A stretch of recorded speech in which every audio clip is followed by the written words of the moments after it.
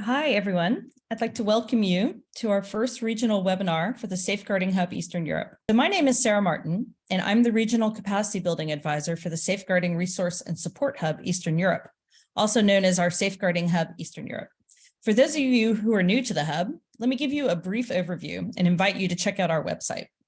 The Safeguarding Hub Eastern Europe is a resource for organizations and individuals responding to the war on Ukraine and provides practical and accessible safeguarding resources that aim to reduce harm for refugees and displaced people. We have a global hub with many resources to help you in your safeguarding journey, as well as other regional hubs in the Middle East, Asia, and in Africa.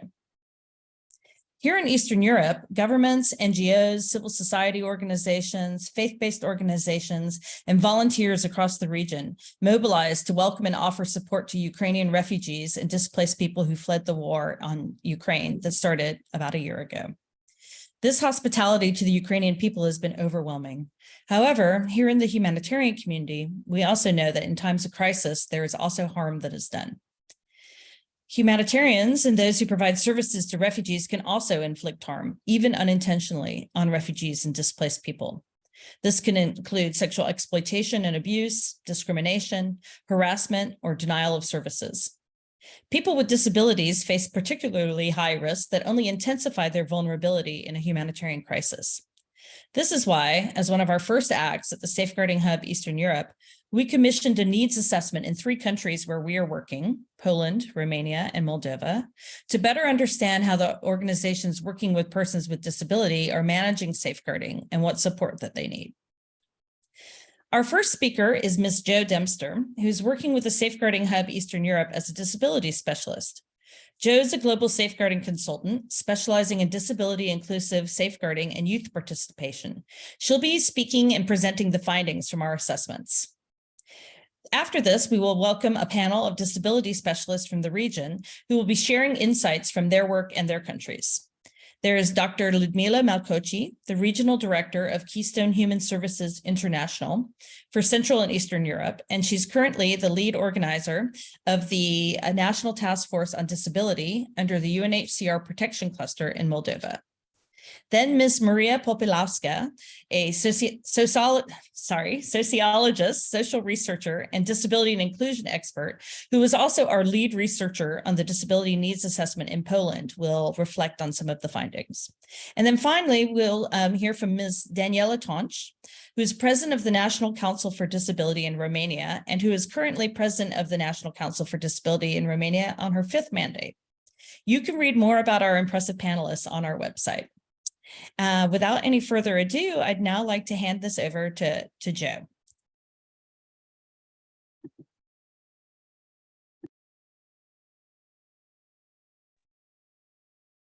Thanks, Sarah, and welcome again, everyone, to this first regional webinar of the RSH Eastern Europe Hub.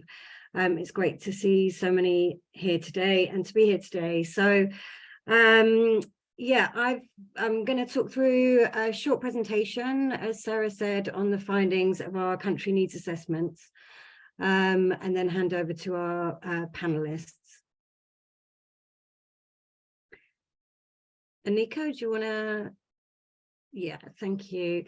So just framing the work in terms of what we mean by disability inclusive safeguarding at the RSH Eastern Europe Hub. And it's something that we have found during the research, just to kind of really reaffirm what we're talking about is important. So we mean taking all reasonable steps to prevent harm from occurring, both to recipients from humanitarian and development assistance and to people delivering it, including those working as employees or volunteers for NGOs or INGOs, private sector or UN bodies. And then when we talk about disability inclusive safeguarding, we mean ensuring safeguarding structures and systems respond to the needs of people with disability. So, you know, broadly, we mean preventing harm to people and the environment in the delivery of humanitarian assistance. So we know that, you know, people are at risk of safeguarding, and there've been many scandals that I'm sure you're all aware of, UN peacekeepers, there was the big Oxfam scandal, and, you know, so I think more and more organizations and the whole sector are aware and improving safeguarding systems. There still remain a lot of gaps in terms of safeguarding for people with disabilities who we know are at a disproportionate risk of safeguarding issues. Next slide. So kind of framing it in the PSEA language, we're talking about protection of sexual exploitation and abuse. And, you know, it relates to the fact that when we're working in humanitarian and development sectors, there is an imbalance of power on the basis of privilege, discrimination, on the basis of race, ethnicity, religion, sexual orientation, and disabilities like falls quite squarely within that kind of power imbalance. And we know safeguarding violations can take different forms, including sexual, physical, emotional, economic, and verbal abuse. So it's important that organizations take a whole organizational approach, ensuring that the leadership of that organization is fully aware and create this culture of safeguarding within the organizations. So next slide. Framing this within human rights, we have kind of the three, I would say the three main pieces of legislation. CRPD, where we talk about the general principles, including non-discrimination, respect for differences, and acceptance of persons with disability, equalness of opportunity, accessibility, and ensuring there's an understanding of evolving capacities of children with disabilities. And then we have the Isaac guidelines, which were guidelines for inclusion of persons with disability in humanitarian actions, developed in 2019, so fairly new, ensuring that people with disabilities have meaningful, equal participation, that barriers are removed in humanitarian response, empowering people with disabilities to support and develop their own capacities, and really importantly, desegregating data for monitoring and inclusion. And then finally, we've got the SDGs, the universal 17 goals, and you know the whole principle of that is leave no one behind, which has a huge emphasis on people with disabilities. Next slide, please. So when we're talking about disabilities, I think it's really important to understand that we're not talking about one homogeneous group. There are intersecting factors. So, you know, and there's different kinds of disabilities. I think, you know, having one image of a particular person with disabilities is quite dangerous. You know, there are various disabilities, various levels, deaf, blind, physical, psychosocial, intellectual. And then, you know, you've got the intersectionality of gender, of sexual orientation, age, cultural background, social economic background. So just to kind of frame it in that intersectional approach. So in terms of the global context, we know that 15% of the world's population lives with a disability, and nearly 200 million are between the age of 10 to 24, yet they're often invisible in government statistics. And as we get into the findings, this is really apparent in the response to the war on Ukraine. So we know that girls bear the brunt of violations, and a global study from UNFPA reveals that girls and young women with disabilities face up to 10 times more gender-based violence than those without disabilities. And those with intellectual disabilities are particularly vulnerable to sexual violence. So the European Disability Forum are really active in the response, and they've put out various statements, including this one that I'm just showing on the screen now, around people with disabilities facing a disproportionate risk of abandonment, violence, death, and lack of access to safety, relief, and recovery support. And again, highlighting that women are at increased risk of sexual violence.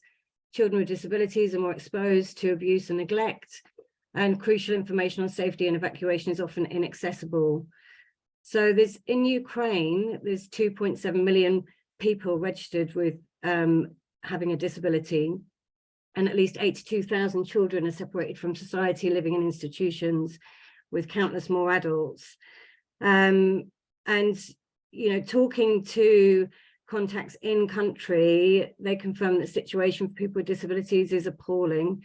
For example, some shelters in Kiev are inaccessible, so people with disabilities are forced to stay at home, not knowing where they can go to be safe. And people with disabilities living in institutions are already cut off from their communities and are at risk of being abandoned and forgotten. So moving on to talking about the challenges and safeguarding risks for people with disabilities.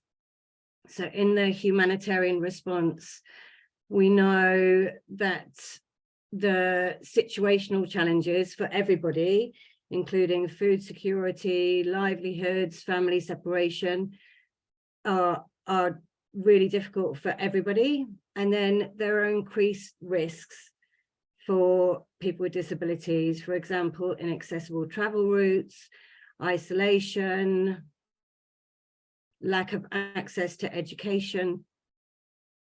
And then, sorry, Anika, yeah, you can just, the animation is a bit slow on this slide, so you could just put the whole slide up. So yeah, we know that older people are often isolated, often traveling on their own, have increased risks. There's risks around discrimination.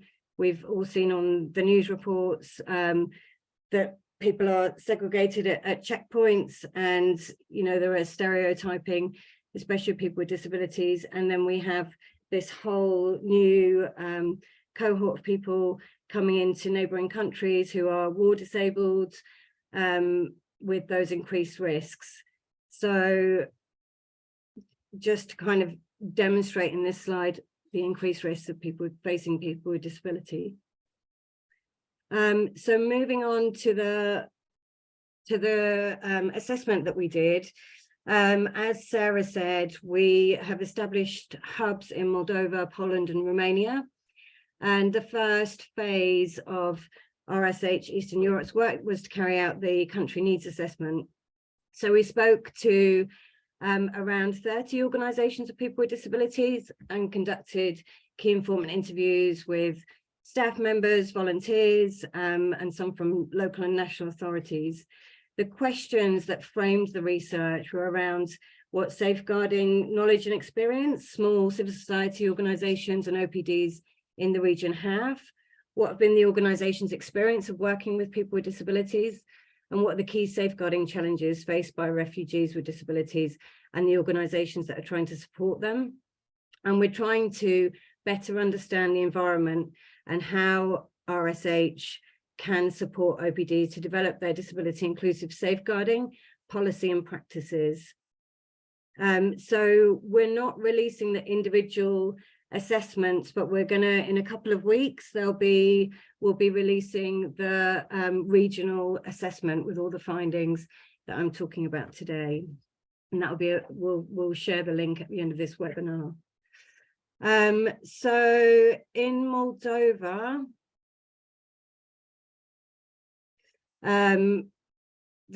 what we found was that the general knowledge of safeguarding varied, and really kind of bring it back to terminology. So lots of INGOs and CSOs funded by the UN have adopted safeguarding policies.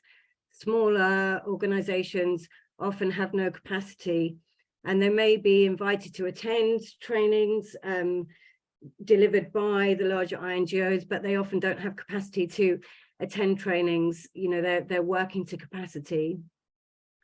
So most of the OPDs that we spoke to don't have a safeguarding policy. Some have a child protection policy, and that was quite an interesting finding, that child protection is much better understood than what we talk about now in the development sector around safeguarding. So specific safeguarding risks identified in the research in Moldova around transportation, and I should say that a lot of these risks were very similar in all three countries. Sorry. So there was in terms of transportation, there was a lack of safety checks and means of transportation and people providing transportation services. There was a lack of adaptable, accessible infrastructure, which would allow refugees with disabilities to travel alone. In terms of accommodation, there was a lack of safe and accessible opportunities for accommodation in private houses. There was some incidences reported where people in private houses were refusing to take those refugees with disabilities. And there was an increased acts of aggression among refugees living in overcrowded transit centres. And the Moldovan government are currently developing minimum standards for refugee accommodation centres. In terms of access to medication and therapies, some medication which existed in the Ukraine isn't authorised in Moldova, and therefore it can't be imported, so it's unavailable. There was a lack of insufficient documents to prove the types of disabilities, and we found that in all three countries, that this registration system was a real challenge. And there was reduced capacity in existing therapy centres and day centres for people with disabilities from Ukraine, as they're already working at full capacity. And in terms, like, a lot of the refugees are being housed in more rural communities where the families have decided to settle because there was kind of hope of a quieter environment. But in those areas, there is definitely a lack of psychosocial and medical services. In terms of human resources, personnel and volunteers in large transit centres aren't informed about specific needs of persons with disability, especially intellectual and psychosocial disabilities. And there's general confusion about what's possible in terms of conducting background checks on volunteers.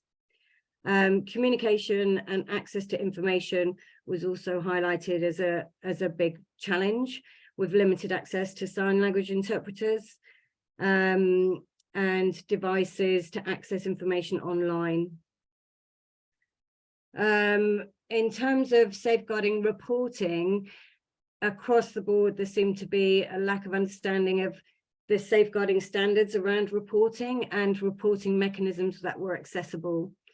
And also the issue around having investigators, especially for workplace misconduct cases, was highlighted as a challenge. And I know different INGOs are working on this at the moment.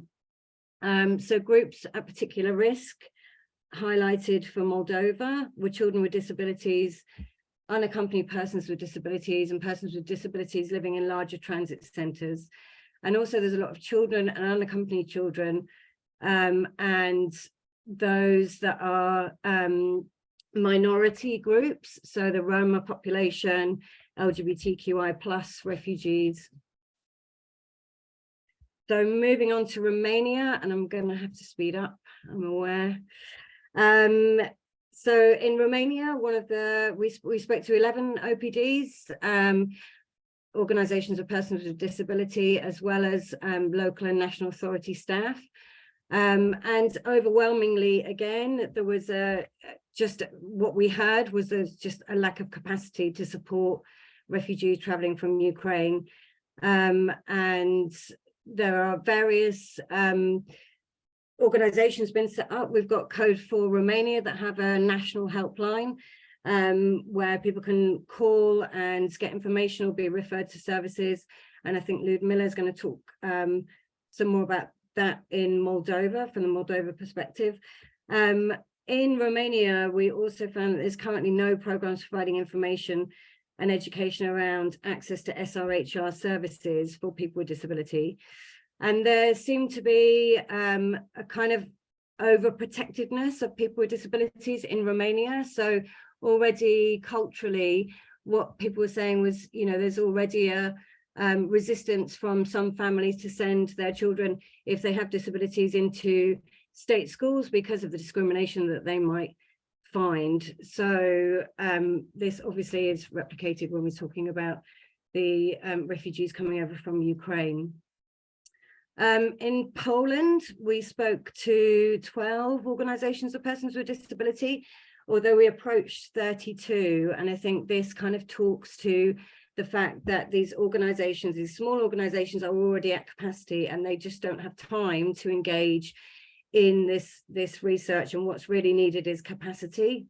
So obviously Poland's had the biggest influx of refugees. There was identified a large group of lone dependents and people with disabilities who don't have caregivers, who are staying with families in Poland, and they're particularly vulnerable to abuse, as they're deprived of a social network. And so the organizations we spoke to said that some hosts are really struggling to meet the basic needs of refugees with disabilities. And there was a report out from the Commissioner for Human Rights in Poland that said 80% of women with disabilities have experienced sexual abuse, and the likelihood of experiencing sexual violence compared to the rest of women increases fourfold in this group.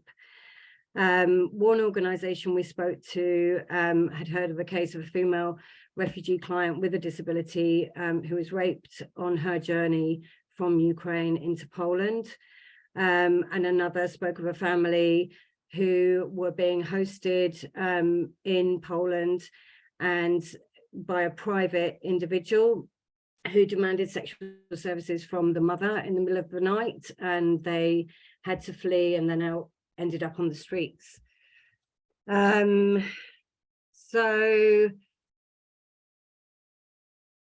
in terms of kind of pulling it together, organizations of persons with disability, it felt like it was at PSEA was a new concept.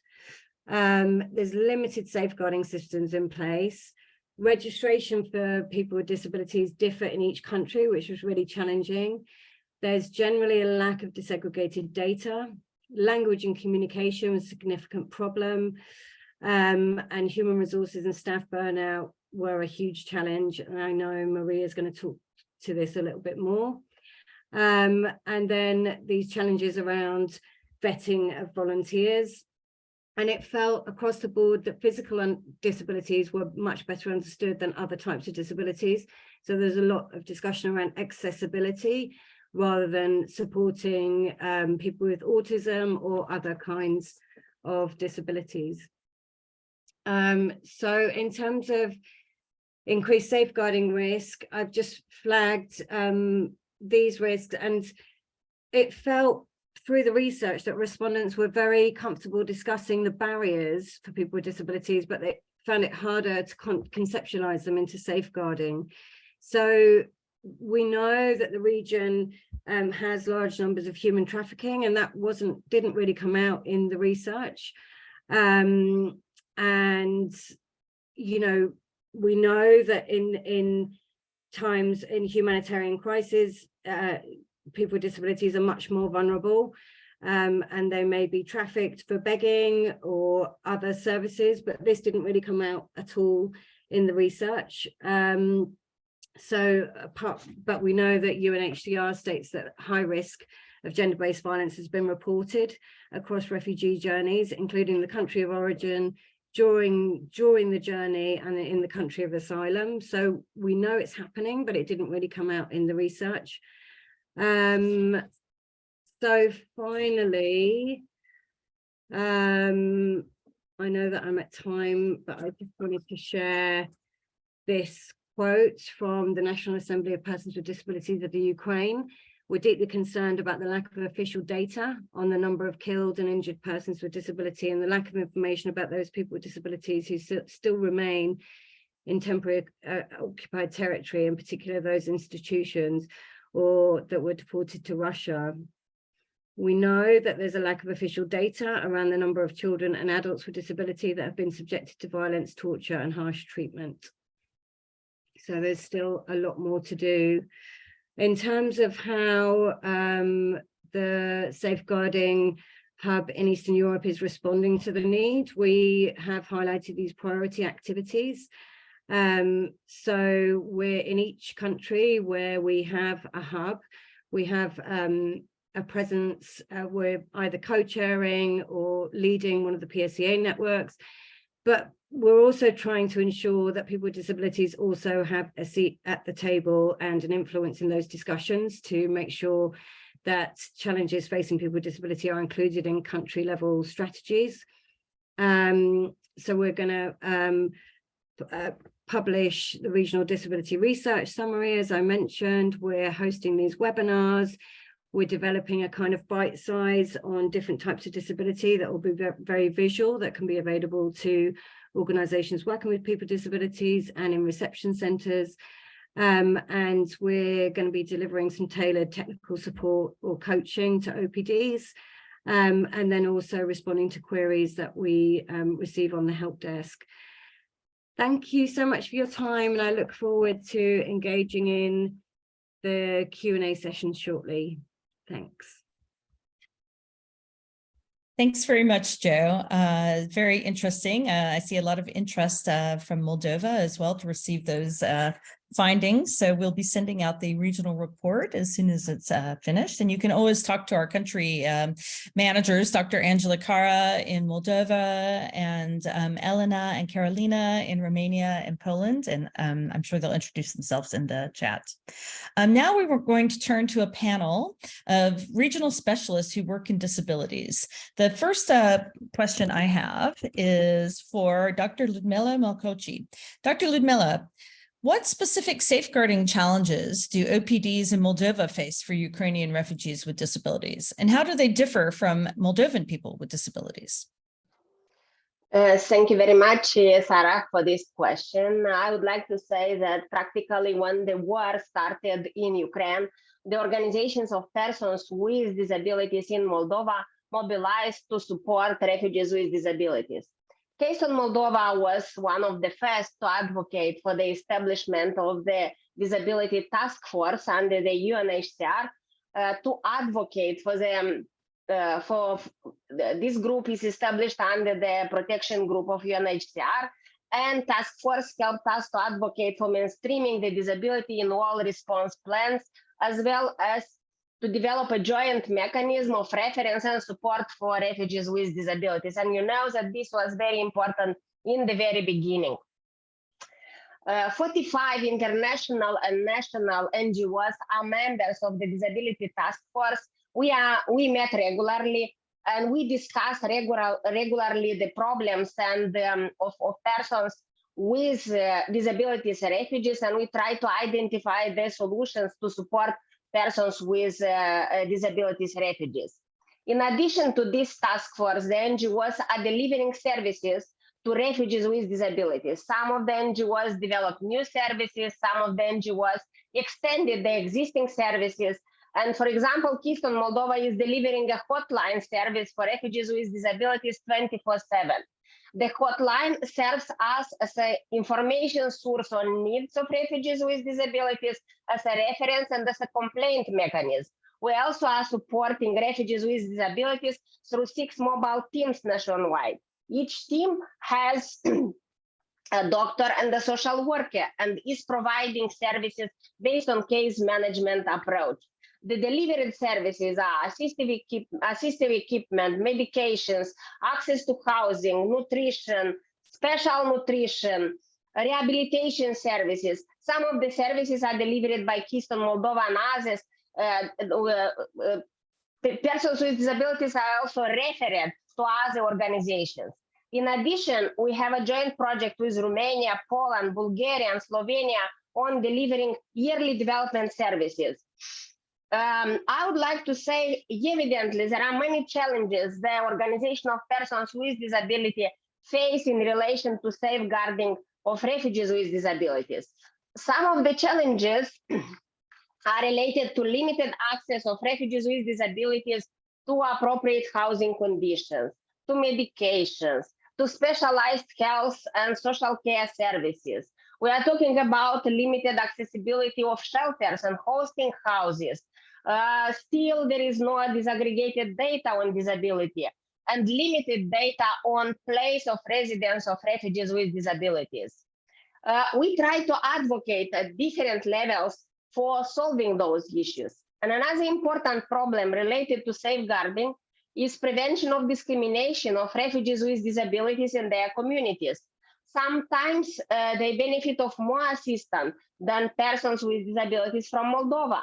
This approach harms the relationships and networking at community level and can cause harm and violence against refugees with disabilities. Within the conditions of huge poverty and vulnerabilities in the Republic of Moldova, the donor community shall develop equitable standards and strategies for supporting both groups, refugees with disabilities and persons with disabilities from Moldova. There are also challenges that are related to limited capacities of some organizations of persons with disabilities to deliver services to refugees with disabilities within appropriate safeguarding conditions. And here I point the following. First of all, Moldova has a very particularity on housing refugees. Most refugees, including with disabilities, are in hosting houses and not in shelters. That cause difficulties in identification of persons, coordinating the support, monitoring cases, and evidently creating enough incentives for protection. Secondly, local public authorities are less accountable for refugee support because of limited resources and because of very limited attributions. They need to have their responsibilities in safeguarding mechanism at local level. Also, the organization of persons with disabilities need to work at local level in partnership with local public authorities. Sorry. Some organizations of persons with disabilities are operating with personal data, but they do not have policies on data confidentiality. This can create harm to refugees with disabilities. Many organizations do not have policies on safeguarding and care, as well as continuous training for staff on those issues. Within new emergency conditions, some organizations of persons with disabilities are hiring new staff that have limited knowledge on safeguarding policies. Refugees with disabilities have also very limited knowledge on their rights in emergency conditions, as well as whom they shall address if their rights are violated. The mechanism on temporary protection that was enabled through a new law doesn't cover this aspect. Refugees with various types of disabilities have limited access to information due to their disability conditions. Sorry. Most websites, brochures are not accessible and are not checked for accessibilities. Some organizations of persons with disabilities have limited knowledge on case management and how to provide assistance to refugees with disabilities. Within emergency conditions, I do think that there is a need for more coordination between donors, national authorities to develop joint safeguarding policy and mechanisms in order to prevent harm and better ensure the safety of vulnerable groups of refugees. Thank you very much. Thank you so much, Dr. Ludmilla. That was fascinating. Lots of things happening in Moldova. I'd now like to ask our panelist from Poland, Ms. Maria Popielawska. Maria, you were the author of our disability needs assessment there, and we know that Poland hosts over 1.5 million Ukrainian refugees. Can you tell us more about how the OPDs have adapted to respond to refugees and what safeguarding support they already have in place? Yes, hello. Somehow I cannot turn on my video, but I hope you can hear me now. We can hear you great. Don't worry about the video. Thank you. Thank you very much. So hello once again. Thank you very much, Sarah and Joe and Ms. Ludmilla for the introduction to the topic. So yes, in our specific case in Poland, so the help and the assistance for refugees with disabilities been organized and provided by many actors, not only disabled persons organizations, but also other non-governmental organizations which were active before the war started in the field of migration. So those are the people who, an organization who are providing and supporting migrants and refugees. And by this, they were also supporting and providing help for refugees with disabilities. Also, the support being provided by the civil society organizations actively supporting in the field of human rights, women rights.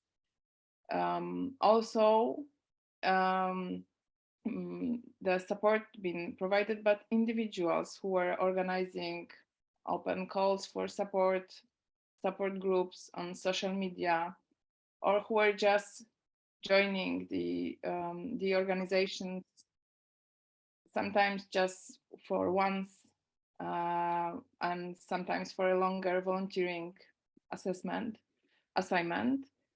And also a lot of support for refugees from Ukraine been provided by families and friends from Ukraine who moved here before the war, had their life set up already in Poland, and been actively supporting their friends and or people that they didn't know before, but they were providing the assistance for them.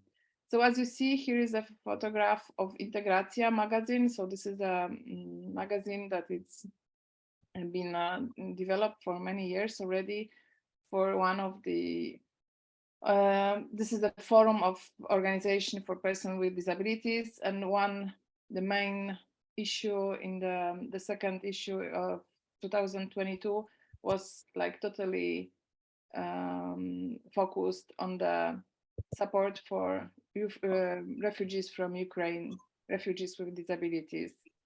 And it was also a platform to share experience from other DPOs actively supporting refugees with disabilities from Ukraine. Okay, thank you. Please, next slide. So how the OPDs and other organizations providing support for refugees with disabilities adapted to this huge response. So first of all, what we have to outline here is the high commitment to help. So enormous motivation and commitment, in many cases with no regard to personal cost to selves. So the activist, the person I was talking to for the purpose of this research, were saying that for some time, many times they were working 24 hours every day. Some of them, in the first call for action, they shared their personal phone number as a contact to provide support or needed help. And the phone started ringing just after and almost never stopped ringing for weeks and months to come. And they just couldn't refuse the help. So they were working all the time, using all their capacities. Some of these DPOs were previously, before the war, they were like a group of activists, self-support group. And from one day to another, they started to provide enormous support, acting on the huge scale, and sometimes without a proper office or without secured fundings or without a team. And from one day to another, they had to enlarge their teams, recruit volunteers, train them, and also learn how to provide the help that is needed in such a difficult time. So they started also setting up partnerships. They were operating based on the previous partnerships and collaborations. They were also organizing collections. I see here there is Kulawa Warszawa present. So this is one of the organization who were, for example, organizing collections of special equipment.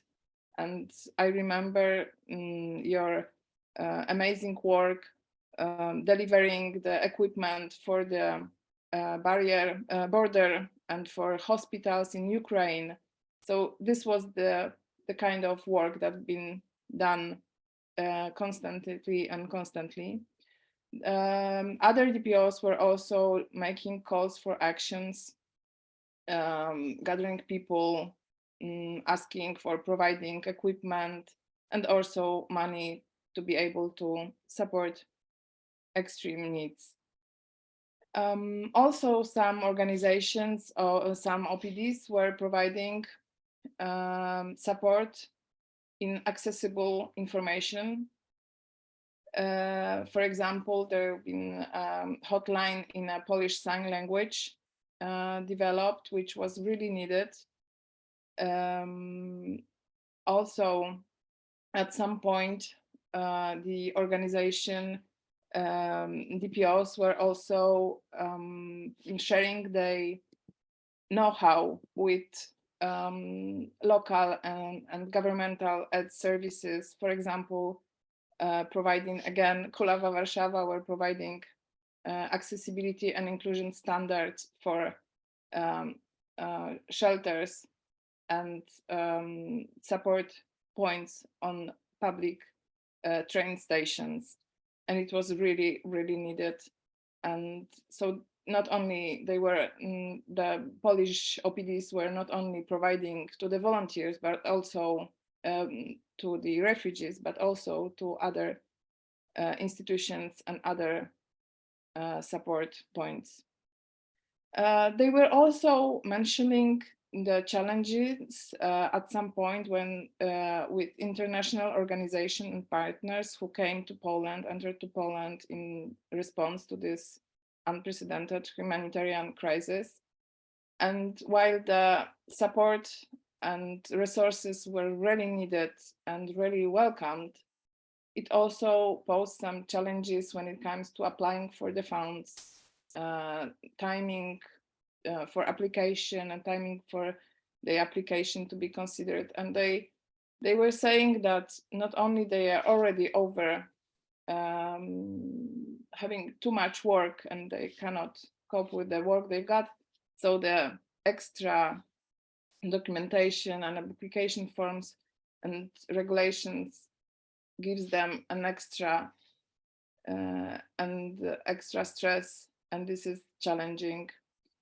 So those were the struggles, but I would say that the main topic, the main issue that came out during my research and the interviews with the DPOs were the burnout, extreme workload, burnout, and rotation of staff because of this huge amount of work and pressure, and also like feeling that they cannot help everyone and coping every day with such a dramatic personal histories. It was for some of them too much, but also at some point they started to learn and share that it's self-care, it's really important, and that we see that this is a long marathon ahead, not a short sprint, and we have to really take care of ourselves to be able to help others. Thank you. Can I have next slide, please? So again, this is the main observation from the research. So first of all, DPOs and volunteers were really responding from their heart, and they've been extremely fast adapting from small groups to huge scale activity and professional reply to needs. And again, this extreme work overload, fatigue, burnout, this is something that they struggle with. Thank you. Can I have a next slide, please?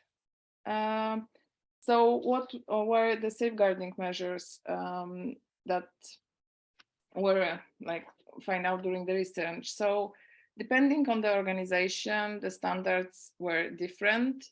As Joe mentioned before, the standard for child protection, this is something that was more common also when it comes to cyber security.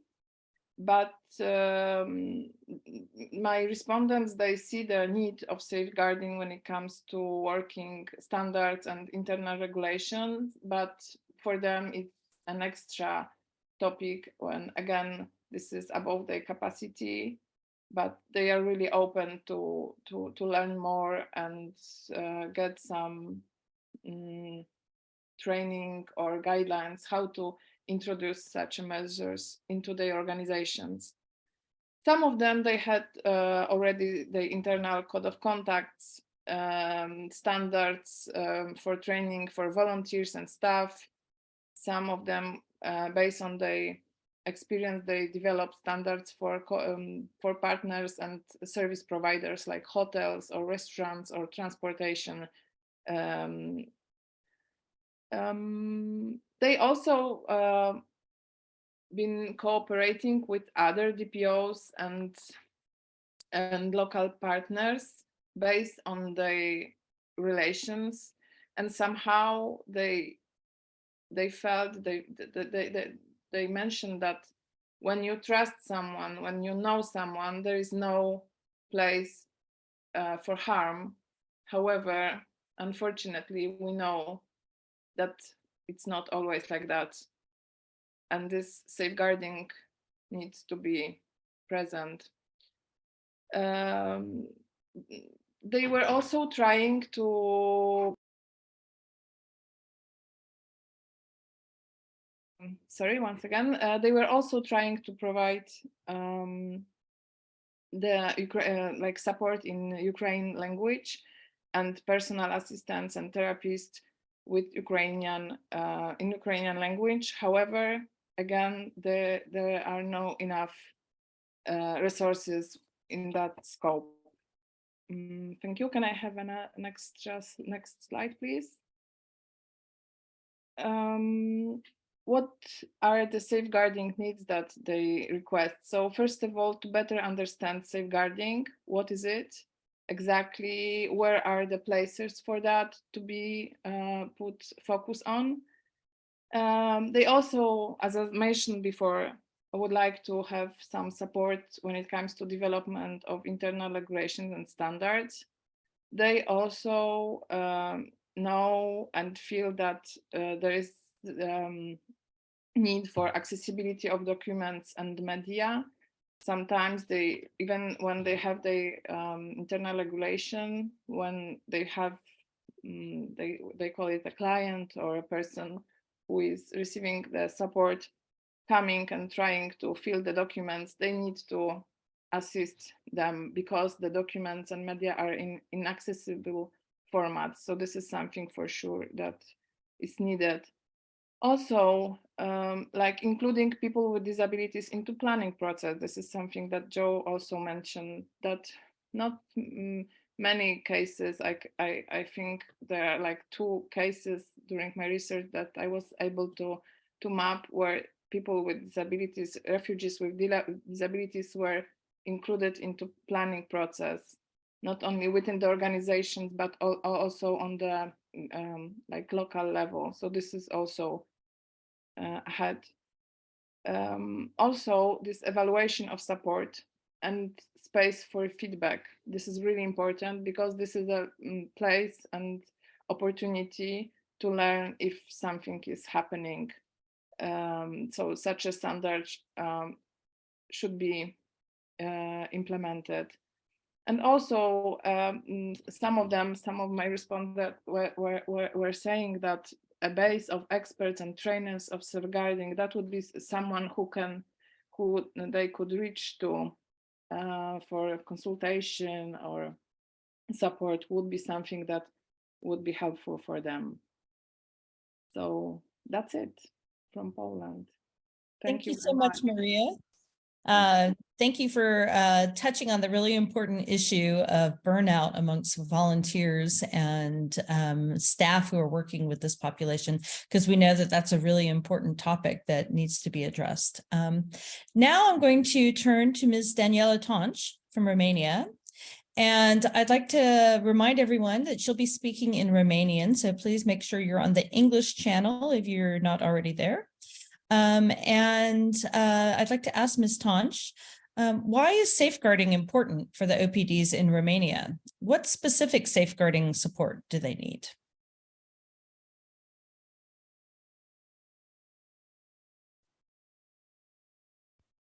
Bună ziua, vă mulțumesc foarte mult. Hello everyone. I would like to thank all of you for the possibility that I have. Allow me to introduce myself. I'm very active in protection of the rights, disability rights protection for over 25 years. I'm a president of the Romanian National Council for Disability in my 5th mandate, actually. I am a graduate of the Faculty of Journalism and Communication Sciences, University of Bucharest, and I hold a master's degree in the history of ideas, societies, and mass culture, Faculty of History, University of Bucharest now.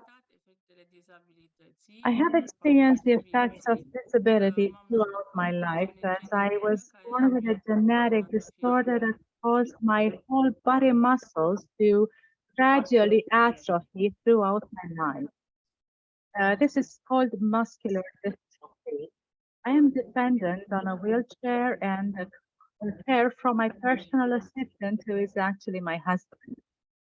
At the beginning of the, with reference to our project, I'd like to specify that as of the beginning of the Russian invasion of Ukraine, we, the representatives of the Council, offered our support as consultants on disability issues to international and national organizations and public institutions in Romania.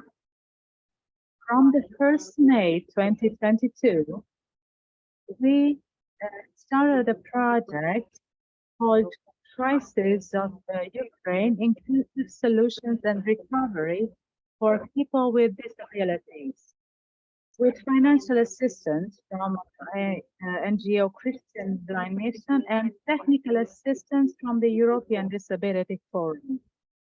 The total value of the project was of €50,000. As a result of the implementation of this project, we covered the cost of basic daily needs, such as food, water, housing, education, and safety of people with disabilities and their families as well, who refugees from Ukraine. We analyzed the needs of Ukrainian refugees in the capital city, and we realized that the possibilities for support are more than enough. So this led us to travel to other countries to support Ukrainian refugees there. This way, our delegation of 3 severely disabled people, the director of the organization, the accountant, the project manager, and the Ukrainian language translator, spent a lot of time among refugees who were hosted by Romanian organizations. We created our own working methodology. Once we were amongst them, we organized working sessions where we identified general needs and individual needs.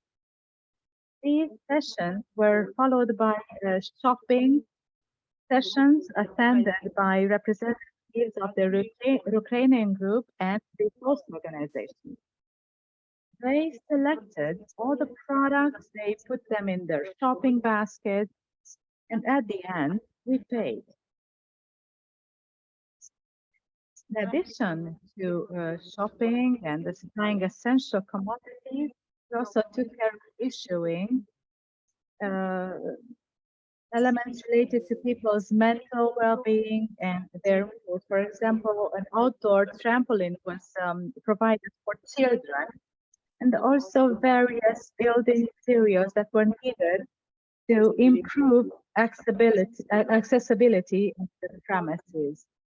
We sought, within the limits imposed by the project, to provide beneficiaries various tools, kitchen utensils, for example, equipment to be able to cook, and so that they could be self-sufficient in their daily tasks, so that they feel as comfortable as possible in a comfortable climate and space, built to their liking, in line with their values, habits, and organization at home. We have supported over 1,700 Ukrainian refugees.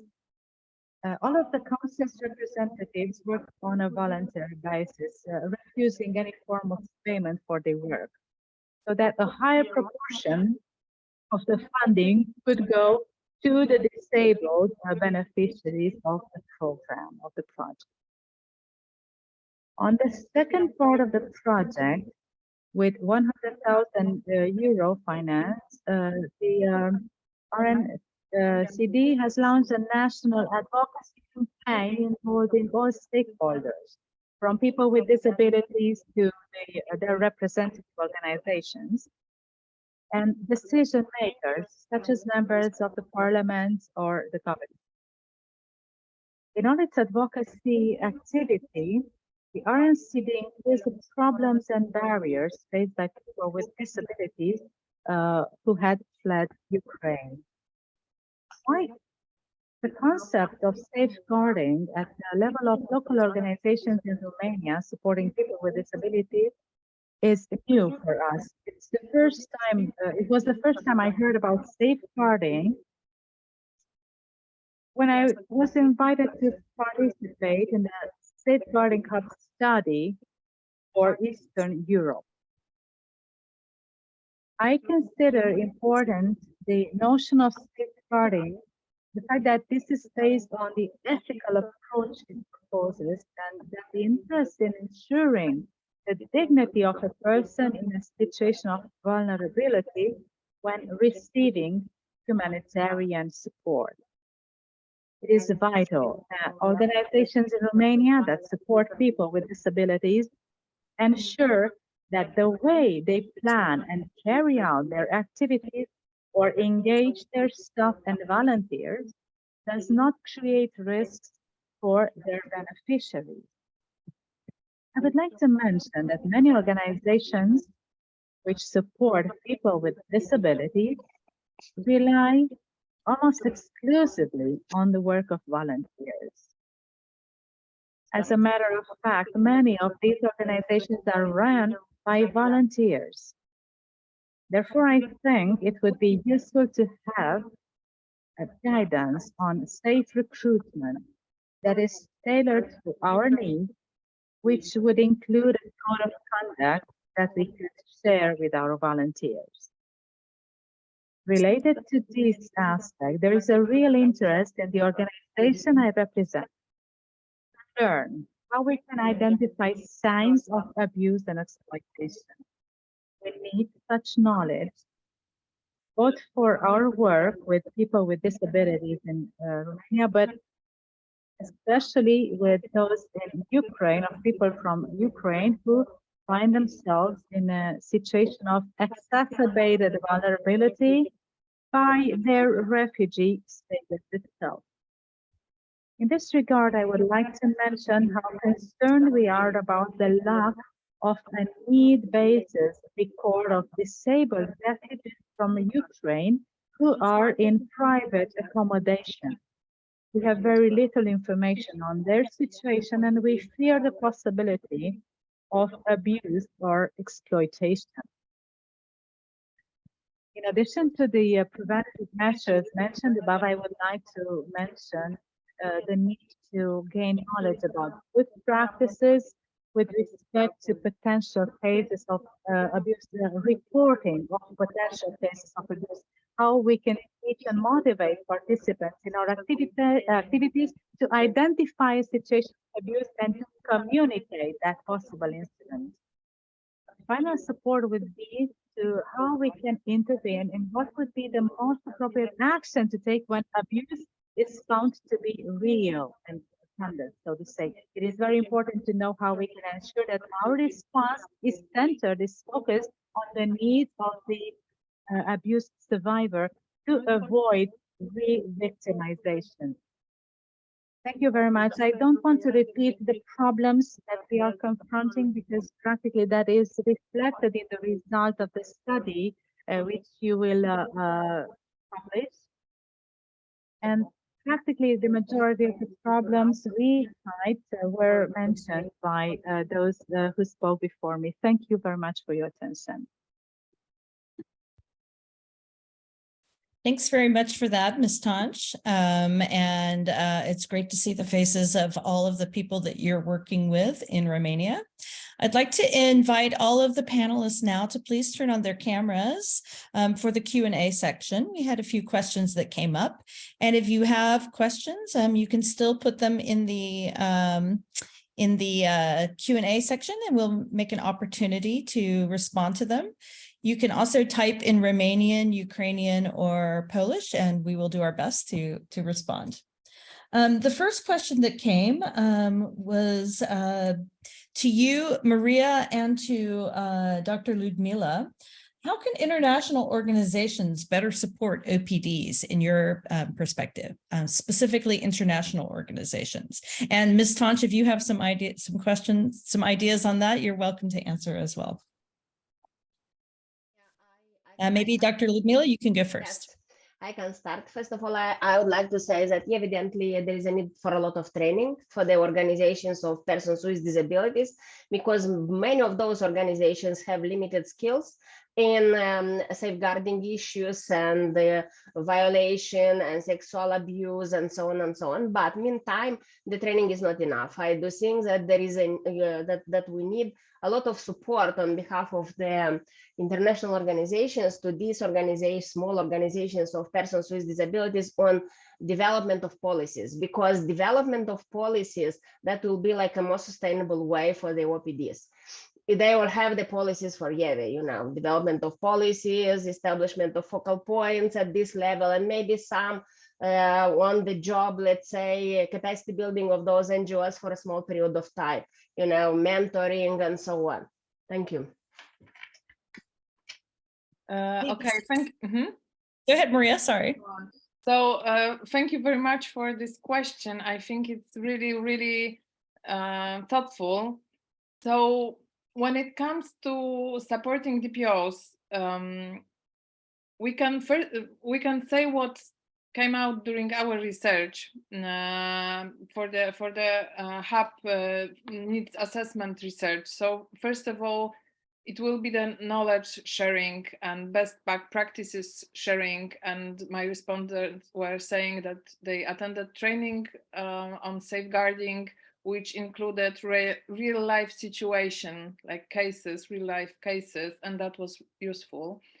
But before that, I would, if I can, I would advise to just ask the DPOs what kind of support they might need. So based on your partnerships, relations with organizations, I would basically, I would ask what kind of support they might need, because there is no one type of organization. Each organization is different, and by supporting them, it's important to give options and remember about their capacities. And also I would like to mention an open letter from Polish NGOs that was written to international organizations. It was signed by around 80 Polish NGOs and DPOs supporting refugees from Ukraine. It was issued this October, November, and it's the letter first. It's recognizing amazing support from international NGOs here in Poland, but also showing in which points, in which areas the cooperation might be challenging. So I know this letter is like publicly available. and they are really concrete points, like I can read now the most important points, like no implementing partners, just partners. So to remember to address on the partnership level, respect for the time of local partners. So this is something I was talking about. Try to make this support as easy as possible, not demanding so much of extra work when using your help. Also, remember to address in respect to local specific and with local context, and contributing at local level. It's important to remember that those are the small local organizations who are sometimes doing the work in the field. Recognize the capacity, transparency, quality cooperations, and those are some of the main points. So I would direct you, if I can, to this open letter as well. Thank you, Maria. Ms. Tontsch, would you like to add anything?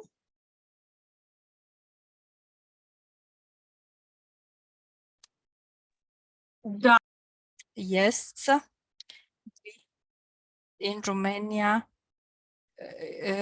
the implication of authorities should be much profound, because the organizations had a huge contribution with their own resources, but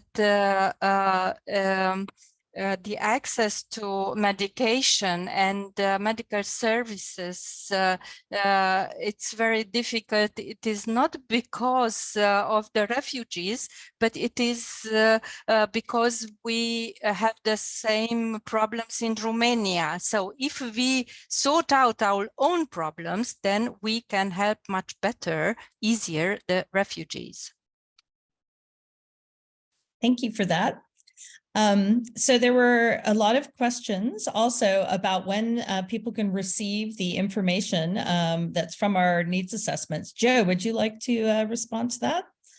Yeah, thanks, Sarah. And thanks for the question around support from my NGOs. I think just to come back on that, there was different responses. One of the assessments did include responses around training fatigue and the fact that lots of NGOs are delivering lots of training, and it was kind of getting into the realms of training for compliance. You know, in order to get funding, you had to participate in a one-day safeguarding training. And I think what the other panelists have spoken about is this need for, there's definitely a need for training, but it needs to be tailored.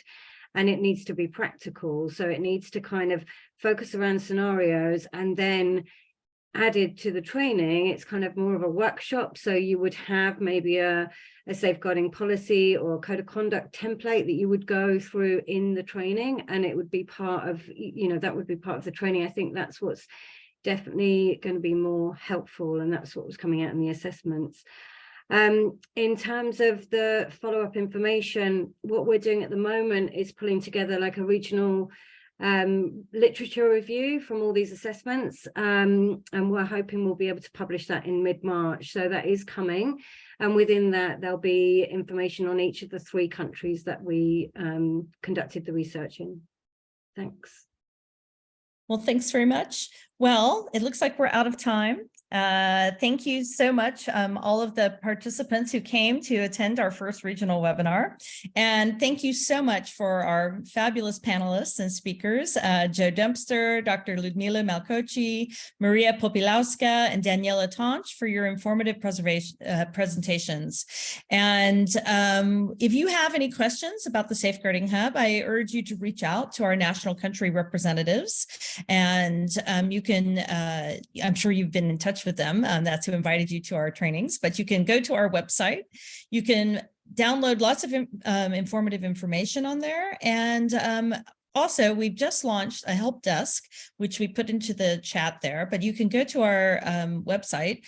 And if your organization needs support with safeguarding, be it a simple question or maybe a more complex query, you can reach out and get support from us. Right now, it's available in English and Romanian, but Polish and Ukrainian language is coming soon too. We're planning our second webinar on disabilities right now, and we're going to be focusing down specifically looking at the needs of older refugees, and both older refugees and those older people with disabilities as well.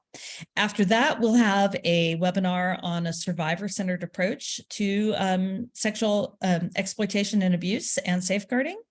And we're also going to be launching some new podcasts that are coming out on safe recruitment and a number of other topics. So please get in touch with your country managers or reach out to us. And if you have any questions or other topics you'd like us to cover, please let us know. Thanks again, everyone, for joining us. And we look forward to seeing you again in the future.